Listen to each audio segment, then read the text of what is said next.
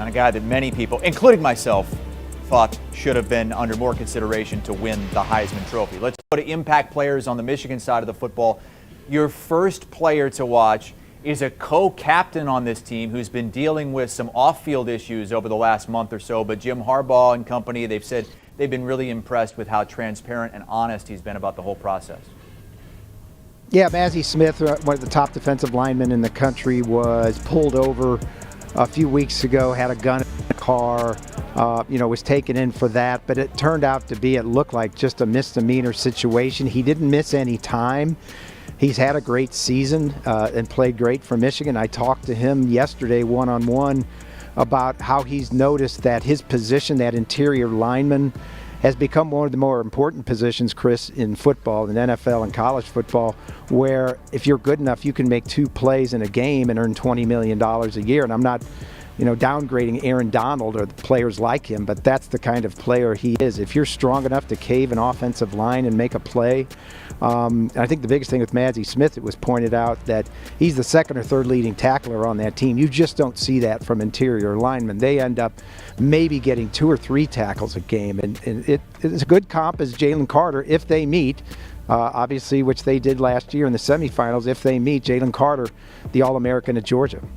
And Dennis, your second player to watch for Michigan's on the offensive side of the football, and it's been amazing what this guy's been able to do. Almost make some fans forget about the injury to Blake Corum, who was, at the time of the injury, one of the Heisman contenders.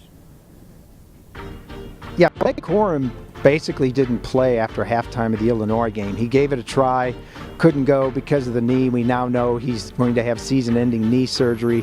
I think he carried it 3 times against Ohio State and then was out. And then Donovan Edwards comes in, and they're down to, this is the season, boys, and Donovan Edwards, has a broken right hand and goes for 216 yards. And then against Purdue goes over 100 again in the Big Ten championship game. In the last 2 games, he's gone for 401 yards. That's over 30% of his season total. They haven't missed a beat. You're right. They can say they missed Blake Corum, but they're really not right now. Donovan Edwards has had a fantastic 2 games. The hand is healed up, and he's going to be a big part of this offense. All right, you're going to be a big part of our coverage for this semifinal, the Fiesta Bowl, TCU and Michigan coming up on Saturday. We'll be talking with Dennis Dodd a lot more between now and then. Thank you so much, Dennis.